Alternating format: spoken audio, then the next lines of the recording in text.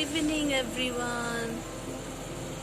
अहिले साँझको 7 बजिसकेको छ एन्ड देख्दै हुनुहुन्छ हजुरहरूले चन्द्रमा पर न पर।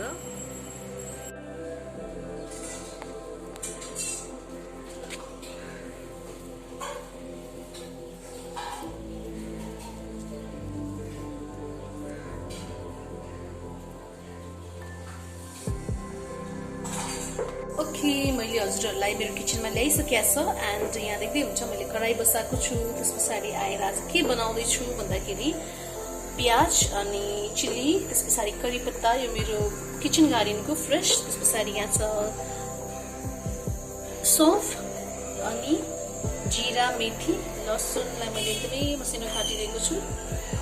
सो के पकाउनको लागि रेडी गर्दैछु भन्दाखेरि म अब यहाँ केरा फ्राई गर्न आँट्दैछु। काँचो केरा जुन चाहिँ गाउँबाट दिदीले अस्ति हामीलाई दिनुभएको थियो, आज नै त्यसको साइज जुर्यो। एक्चुअली अहिले सुभाषलाई पनि ज्वरो आइरहेको छ, बाबु त खाँदैन होइन।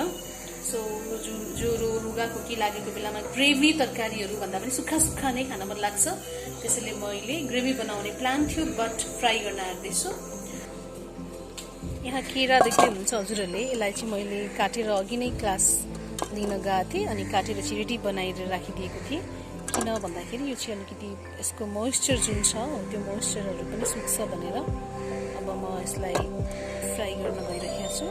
It's going to be very tasty.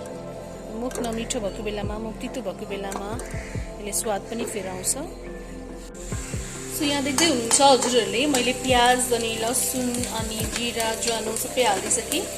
अब म यसमा एड गर्न गइरहेको छु यो चिरेको खुर्सानी। त्यस पछाडि आएर यो सौंफ पनि म अब सौंफ होइन हालिदिन्छु। अनि यो थोरै भुटिसके पछाडि यसमा एड गर्न गइरहेको छु this one, that is curry पत्ता फर फ्लेभर।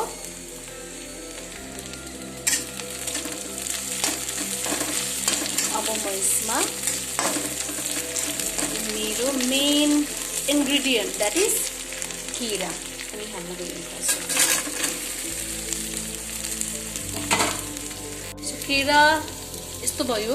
यसमा मैले अब अहिले केही पनि एड गर्दिनँ, न त हर्दी न नुन, खालि यसलाई त्यतिकै म अब छोपेर एकछिन फ्राई गर्छु। त्यस पछाडि थोरै यो गलिसके पछाडि अनि मात्रै म यसमा हर्दी अनि नुन अनि मसला अरू जुन राख्नुपर्ने चिज छ राख्छु।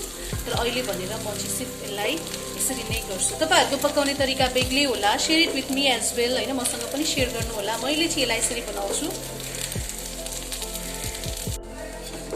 अब म हजुरहरूलाई देखाउँदैछु यो 1-2 मिनट पछाडि त्यतिन्जेल चाहिँ मैले निग्रो पखालेँ होइन। आज हरियो परियोमा चाहिँ हामी निग्रो खाना लिइरहेका छौँ एन्ड मेरो banana fry is somewhat like this. यसमा मैले अझै पनि हर्दी नुन केही पनि हालेको छैन। अब म यसलाई अझै 1-2 मिनट यसरी नै फ्राई गर्नेछु। सो फाइनली बनाना फ्राई यस्तो देखिँदैछ। काँचो केराको तरकारी यस्तो हुँदैछ। मैले यसमा आलु केही एड गरेको छैन अनि काँचो केरा राम्रोसँग पाक्दैछ। मैले आगो निभाएको छैन किनभने अझै स्लो हिटमा राम्रोसँगले पाकोस् भनेर। क्रन्ची हुन्छ यो, कुरुङ नै हुन्छ। भातसँग खाँदा पनि मिठो हुन्छ, रोटीसँग खाँदा पनि मिठो हुन्छ। अनि यता चाहिँ मैले बसाइदिएँ के भन्दाखेरि निग्रो, हरियो परियोमा छ आज निग्रो। सो टाइम भइसकेको छ, 11 बज्दै आँटेको छ किनभने हिजो आज धेरै ढिलो भइरहेको छ। सबैजनाले केही न केही खानुभएको हुन्छ बट बाबुलाई पनि ज्वरो आएको, त्यस पछाडि सुभाषलाई पनि सन्चो छैन, त्यसैले गर्दाखेरि चाहिँ अलिक ढिलो भइरहेको हो। अनि मेरो फेरि क्लास होइन, बट सबैजनाले केही खानुभएको हुन्छ त्यसैले नो प्रब्लम एट अल। अस्ति यो सबै पानीमा भिजेकोले गर्दा मैले सुकाइदिन ल्याएको छु यसलाई चाहिँ। यो माथि नै हुन्छ वास्तवमा। यता अर्को पनि देख्दै हुनुहुन्छ, यो चाहिँ हामी छतमाथि नै राख्छौँ अनि पानी यस्तो तरिकाले पर्दाखेरि चाहिँ भिजेको थियो, त्यसैले यसलाई सुकाइदिएको छु आज मैले। घाम त मजाले लागेको छ, देख्दै हुन्छ हजुरहरूले, आँखा नै पुरै तिरिमिरी झ्याइ हुने गरी घाम लागेको छ। म पनि यहाँ माथि लुगा सुकाउन भनेर आएको छु।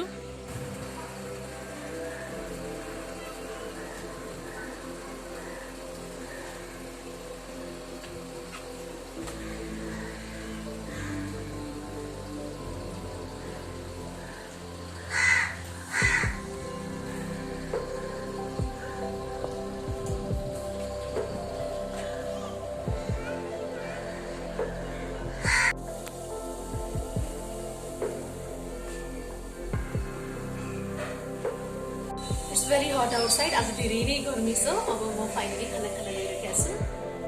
सो फाइनली दाल, अचार, यो चाहिँ छोपको अचार हो, आलसको, अनि निग्रो, केराको fry, and then my rice. Actually बुवा हाँस्दै हुनुहुन्छ यहाँनिर, खाएको पनि यसले के फिटिङ भिडियो गरे होला भनेर होला। सो म खाना खान बसेँ, अब हजुरहरूसँग पछि भेट्नेछु। It's really very hot. म यहाँ बाबुलाई खाना खुवाउनुको लागि आएको छु। बाबुलाई पनि सन्चै छैन, त्यसरी म अलिक परपरि बसिरहेको छु। उसलाई रुगा लागिरहेको छ। उसलाई जतिसुकै बिरामी भए पनि ऊ यस्तै हुन्छ। यहाँ टिभी पनि हेर्दैछ बाबुले।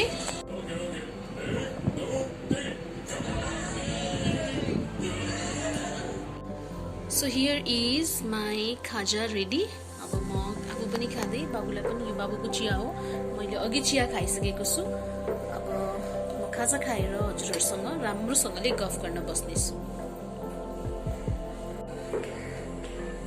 सो मौसम चाहिँ आज यस्तो छ, पानी पर्ने छाटकाट त छैन, बट तर पनि पानीको केही भर छैन। त्यसैले मैले चाहिँ अब सबै अघि सुकाएको दरीहरू उठाउन आएको छु माथि।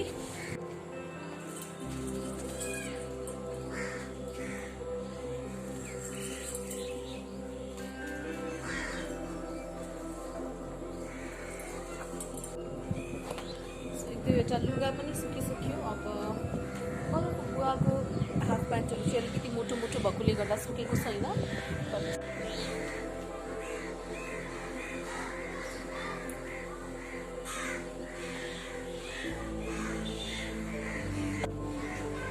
यो मोटोवाला पनि सुकिसकेको छ आज फाइनली। यो मजाले अस्ति भिजिया थियो, तर अब मजासँग सुकिसक्यो। आजको घाम चाहिँ दरै घाम थियो, मेरो दरी सुक्यो। अदरवाइज यो एकदमै गनाउँछ नसुकेको भए। सो यो माथि नै राख्ने गर्छौँ हामी। एन्ड यहाँ आज थाहा छैन कागहरू किन यति धेरै भेला भएको छ। यहाँ देख्दै हुन्छ हजुरहरूले, एकदमै धेरै कागहरू बसेको छ। कागहरूलाई सबैभन्दा धेरै छिटो अगाडि चराचुरुङ्गीलाई चाहिँ थाहा हुन्छ अरे भुइँचालो आउँदैछ भनेर। डरै लाग्छ भुइँचालो आउन आँटेको हो कि भनेर, बट थाहा छैन। सबैतिर कागहरू बसिरहेको छ। यहाँ पनि, त्यस पछाडि ऊ त पर घर पनि हजुरहरू देख्नु भएको छ होला, त्यहाँ पनि बसिरहेको छ। आई डोन्ट नो किन यसरी बस्या हो, अरू बेला त यसरी बस्दैन थियो। सो फाइनली मैले पनि लुगाहरू पनि उठाइसकेँ। एन्ड यहाँ बाबुले खाएन अघि लगिदिएको चिया चाहिँ पियो, तर म उसलाई अब अघि चिउरा भुटेको थिएँ मैले, त्यो बनाउँदाखेरि नै। सो त्यति थोरै राखिदिएको छ, त्यसैको म उसलाई पापड अनि थोरै कागती, थोरै जिराको धुलोहरू हालेर उसलाई चटपटे बनाइदिन्छु। अनि यस्तै छ मेरो त दिनचर्या, यसरी नै बितिरहेको छ। आशा छ हजुरहरूको पनि यसरी नै बितिरहेछ, रमाइलोसँग बितिरहेको छ। हामी सबैजना स्वस्थ छौँ, मस्त छौँ भन्ने आशा राखेको छु। एन्ड मेरो परिवारमा चाहिँ एक दुईजना भनेको मेरो श्रीमान, त्यस पछाडि मेरो छोरा, उनीहरू चाहिँ अलिकति अहिले बिरामी हुनुहुन्छ होइन, ज्वरो आइरहेको छ। And yeah we got his PCR tested as well. हामीले उहाँको पिसिआर पनि टेस्ट गऱ्यौँ। होपफुल्ली फर्चुनेटली उहाँलाई चाहिँ कोरोना भएको रहेछ, नेगेटिभ रिपोर्ट आयो। किनभने यसको लागि चाहिँ मैले कति मेरो साथीहरूलाई, त्यस पछाडि मेरो रिलेटिभ्सहरू भन्दा पनि मेरो अन्जुमैया, she is a nurse actually, अनि उहाँसँग नै टाइम टु टाइम म कन्सल्ट गरिरहेको थिएँ। मेरो साथी मनोजा, अनि उसँग पनि मैले कन्सल्ट गरिरहेको थिएँ। सो उसले पनि भनेको थियो एकचोटि पिसिआर टेस्ट गर्नुहोस् भनेर, गराऊ भनेर होइन। सो फाइनली ठिकठाक छ अहिले। उहाँ अलिकति रिकभर हुँदै हुनुहुन्छ। अहिले त अफिस गइराख्नु भएको छैन। एन्ड या बाबु पनि रिकभर हुँदैछ। लकिली मलाई चाहिँ केही पनि भएको छैन, किनभने मलाई त्योभन्दा अगाडि नै भइसकेको थियो।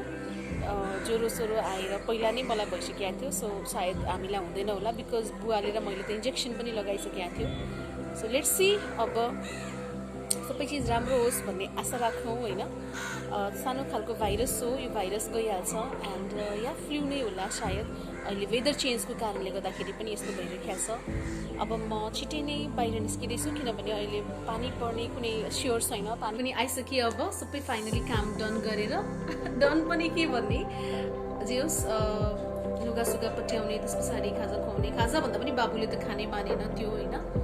खाना अहिले मैले उसलाई भर्खरै चटपटे पनि दिएर आएको छु अघि। अनि अहिले चाहिँ मैले के बनाएँ भन्दाखेरि मह, त्यस पछाडि आएर थोरै ल्वाङ सुकमेलको धुलो अनि मरिचको धुलो अनि अदुवा हालेर चाहिँ मैले यसरी पेस्ट बनाइदिएको छु। दिस इज भेरी भेरी कसरी देखाउने मैले हजुरहरूलाई, यहाँ देख्दै हुनुहुन्छ हजुरहरूले होइन। सो यस्तो छ। सो एक्चुअली यसले चाहिँ राम्रो गर्छ रुगाखोकी लागेको बेलामा, यो हस्बेन्डको लागि। And then this one is for my son. उसलाई चाहिँ थोरै मात्रै मैले अदुवा हालिदिन्छु किनभने पिरो हुन्छ अदुवा। सो यति नै छ उसको लागि। सो बाहिर कोही आउनुभयो जस्तो छ। अब म हजुरहरूसँग अर्को ब्लगमा छिटै नै भेट्नेछु। आशा छ आजको ब्लग हजुरहरू सबैजनालाई राम्रो लाग्यो होला। यसै गरी मलाई सपोर्ट पनि गर्दै जानु होला। And yeah my husband, my son, they are recovering. उहाँहरू रिकभरीको फेजमा हुनुहुन्छ, रिकभर छिटो गर्दै हुनुहुन्छ। So thank you so much है। भगवान्जीको कृपा हामी सबैमाथि यसरी नै रहिरहोस् र आशावादी बनाऊ, सबै चिज राम्रो हुन्छ। Let's hope for the best. Namaste and take care every one.